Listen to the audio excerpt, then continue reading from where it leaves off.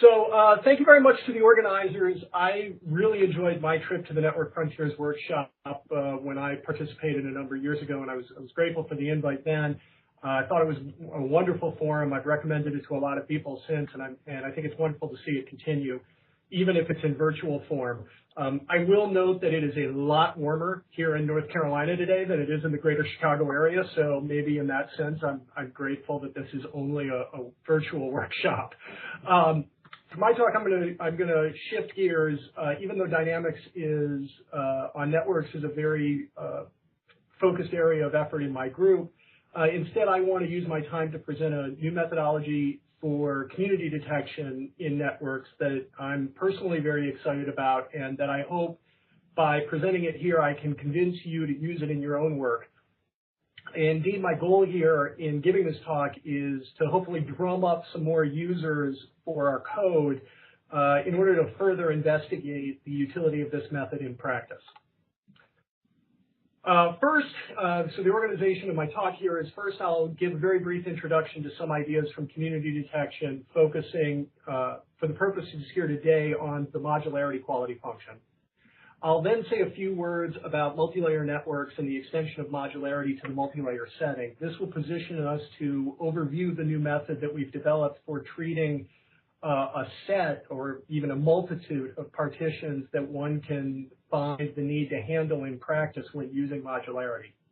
The paper describing this method appeared earlier this year with graduate student William Ware, undergraduates Scott Emmons and Ryan Gibson, and postdoc Dane Taylor, who is now faculty at Buffalo. And of course, we'd like to acknowledge the generous support from multiple funding agencies that supported this work. Community detection is an enormous area of active research, so I'm not going to be able to do it justice here. I merely want to indicate some of the different directions with this list on the slide here, and indicate to you that if you want to learn more about this area in general, I recommend the 4 review-style articles here at the bottom. For the purposes of today's talk, we're only going to consider the approach of maximizing the quantity known as modularity. Modularity has many well-documented problems, but it also remains one of the most commonly used methods for community detection. There are multiple code packages available for maximizing modularity, and until very recently, it was the only method generalized to multilayer networks. So the pragmatic approach of our paper is to acknowledge that modularity is heavily used and to try to improve on some of its well-known flaws. Modularity is an easy concept in words. A good partition of nodes into communities is one that has more total within community edge weight than one might expect at random. It's in decoding what one actually means when you say at random where things get interesting here. Represented as a formula, modularity is defined here as the quality Q of a selected partition of the nodes of the network into communities. The prefactor here is total edge weight. It's immaterial for our purposes today since we will seek to find the partition that maximizes Q. The matrix B is the so-called modularity matrix, which we sum over node pairs I and J, for which the community placements Ci and Cj in the given partition are the same. And summing over only these within community elements, the modularity matrix B thus describes the difference between the data in the adjacency matrix A and some null model matrix P, whose definition captures what we mean here by at random. It is important to pick the Pij appropriate to the data set at hand. If the network is close to Erdős-Rényi, the expected weight of a given edge might simply be a constant. But in practice, of course, we all know most networks have degree distributions very far from Erdős-Rényi, and in those cases, the Newman-Gervon models provide the expected weight between nodes I and J, given their node strengths Ki and Kj. I've also added in here a multiplicative prefactor gamma, which is a so-called resolution parameter. For small values of gamma, that is, for smaller elements of the matrix Pij, we're going to find when we maximize Q a fewer number of larger communities. In contrast, as you increase gamma, you increase the penalty when you're subtracting off Pij, and maximizing Q finds a greater number of smaller communities. We also mentioned here, just as an aside, that if the data is directed or if it's bipartite, then one should account for this in selecting Pij. And similarly, we're going to appropriately select Pij for multi-layer networks. Community detection is frequently used to explore, to describe, to visualize network data. A different application of community detection that is perhaps closer to many of the interests on display here at the workshop today and tomorrow is for modeling dynamics on networks. For instance, you might have a metapopulation model that you decide to group your metapopulations at the level of communities, or as in the example here, one can specify reduced order model equations that subcompartmentalize by community. In this particular example, we show average time evolution of a Watts threshold complex contagion spreading across a piece of the Facebook network that includes more than one university. Because of the importance of the large-scale network structure to the problem in this case, the red line, which is the result predicted by a so-called PKK prime model, does, frankly, a miserable job of matching the numerical simulations in the points, but the other two models here are both community-aware in the sense of having subcompartments in terms of communities, and they both, as you see, do much better. Moving on to talking briefly about multi-layer networks, my main message for this middle part of the talk is just to convey that modularity extends to these settings in a principled way. In the simplest cases that we're diagramming here, different layers of network data include some of the same actors as nodes, and then layers might be either ordered, such as waves through time, or they might be categorical layers, such as multiplex networks. So in these simplest cases, the four layers of data shown here may be represented together as a super-adjacency matrix. And again, just for simplicity, we're sort of showing a super-adjacency matrix corresponding to ordering of layers and another corresponding to the block form corresponding to categorical layers. And so that's kind of the first easy part. How do you represent your data? Importantly, we must also find a corresponding Pij null model to describe what happens at random that respects the multi-layer structure. A number of years ago, we leveraged some nice work by Renaud Lambiat and his collaborators that related the original counting argument formulation of modularity to autocorrelations of Laplacian dynamics on the network. And we were able to take Lambiat's approach and show how to modify it for directed networks, for signed networks, for bipartite networks. That gave us the necessary tools to write down the corresponding process for a general multi-layer system. In these simplest cases like those that I showed on the previous slide, the resulting multi-layer null model decouples neatly into within-layer null models together with positive contributions from the interlayer identity arcs that connect a node actor in one layer to the corresponding node in other layers. In the most general formulation, we note that the gamma resolution parameters might vary across layers indexed here by S.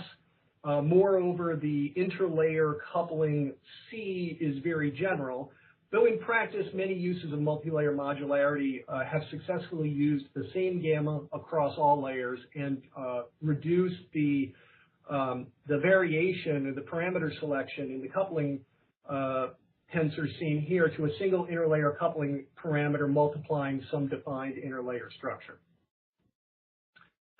Just to note some applications of this work, we took this principal generalization of modularity to the multilayer setting. We were able to use it to find meaningful communities in temporal network representations of fMRI brain data with features of the communities over time correlating well with outcomes in learning a task. Similarly, and more recently, we were able to use multilayer modularity to find meaningful communities in the multiplex international relations network data, identifying some consequences for the purposes of modeling the likelihood of armed interstate conflict. Again, to emphasize, modularity has a lot of problems. Since I'm only talking about modularity here today, I don't want you to go away with the message that modularity equals community detection because it's just one part. But until recently, it was the only community detection method with a principled extension to multilayer networks. Happily, there have been some important recent developments extending info map to a multiplex version, multi-layer extensions of stochastic block models, and multi-layer extensions for extraction of statistically significant groups. Indeed, in our own work in my research group, we've contributed recently to some of this with a particular extension of stochastic block models to multi-layer networks. But that's a story for a different setting, and I'm going to pivot here with the time I have remaining to instead talk about our new method for post-processing partitions using modularity. In order to sort of set the stage for this, go back to when I first mentioned that pesky resolution parameter, and also mentioning that the interlayer coupling might lead to a single interlayer coupling parameter. Up to this point, I've completely glossed over how you might select these parameters. One strategy, visualized here, which works sometimes for relatively simple settings, treats one of the parameters, here gamma, effectively as a dial, to be tuned up or tuned down in search of a robust result. So in the picture here, the magenta curve represents the number of communities at each of a discrete set of gammas, and the black bars are a measure of the difference between communities at neighboring gamma values. This shaded region is a nice, indicates some nice community structures in the sense of their being robust, and that you have a plateau in the number of communities over gamma, and indeed there are only two different partitions of nodes into communities here, as indicated by this one non-zero difference. But lots of other very simple networks give much more complicated results, as demonstrated here for what we used to call Division 1A college football. The network visualized here consists of 115 college football teams who are connected to each other if they had a scheduled game in the 2000 season. There's a very strong conference and division structure here that helps group teams, but when we try to do the same tuning of gamma up and down, plotting the number of communities in orange, you can see a lot of noise. And while there might be something here that looks like indicates winks at there being a plateau, there's a lot of stochasticity here, and it's not necessarily clear how to pick the parameter. Moreover, if we look at the values of the modularity plotted in red, you can see a lot of points that are stochastic variation below what looks like some upper envelope. The typical approach to dealing with this stochasticity is to do a lot of runs at a single value of gamma, process those, then move on to another value of gamma and process those separately. But our approach is different, using this apparent envelope in the values of Q to try to clean up some of this mess, both to select the parameter and to handle the stochasticity. In particular, if we go back to the formula for modularity and we group terms by the adjacency matrix A and the null model matrix P separately, we see that Q is just simply a linear function of gamma given the partition sigma. This immediately opens up a new strategy. Take all of the partitions that you have on hand, however they were found, independent of whatever values of gamma or interlayer coupling parameter omega they might have been found, and then post-process this full set of partitions to reduce down only to the much smaller admissible subset that corresponds to the upper envelope of Q as a function of gamma. So that is, when we do this on the college football network as an example, we ran 50,000 different runs of the Louvain heuristic, which identified 384 unique partitions found here. But only 19 of these partitions are in this admissible subset. That is, each of the 384 unique partitions gives a different Q versus gamma line, but the upper envelope only contains 19 of these lines. And moreover, as you look at them, the triangles here indicate the intersections between the lines that are in the upper envelope.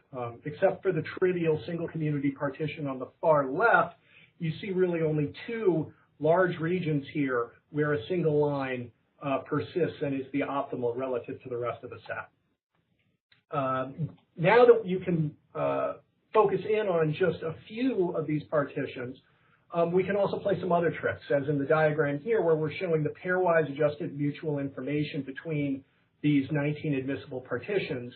And we see here, again, the very large regions of gamma, but also that these two large regions in gamma have relatively high pairwise AMI corresponding to each other. In fact, one of these is just splitting one of the 12 communities from this block into two new communities for what is a 13 community block.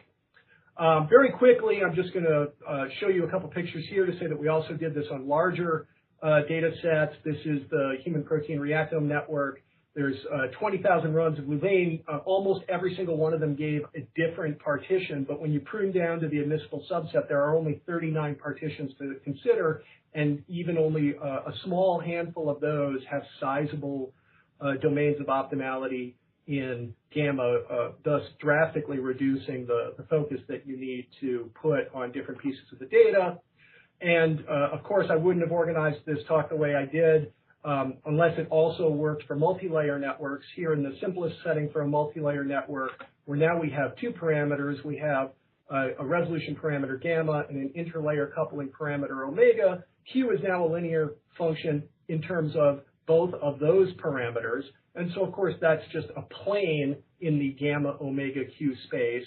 And we proceed in the same way, but now we have to find the upper envelope of all the different planes. This basically relates to solving a well-studied convex Hall problem, which is dual to the problem of finding the upper envelope. And when we do this on the congressional roll call data that was one of the examples in the original Multilayer Modularity paper, again, we get an enormous reduction in the partitions you have to look at. Here we generated nearly 200,000 unique partitions using the Gen-Louvain code. But after our post-processing, there are fewer than 1,500 of these that remain, and only a handful of them that have sort of large domains of optimality. So for instance, this is one domain of optimality here, colored by its pairwise AMI weighted by lengths with its neighbors. Here it's colored with its average layer AMI with the party labels. And so this really focuses the attention of the user on only a handful of the results. So in summary, our CHAMP method for finding the convex hull of admissible modularity partitions allows users to identify the most robust partitions, addressing both this issue of parameter selection and of how to handle the stochasticity. If you're interested in trying to use this method on your own data, we'd be very excited and willing to help with any questions you might have. Both the Gen-Louvain code for multilayer modularity and this CHAMP code for performing this post-processing are available at these links. Thank you for your time and attention.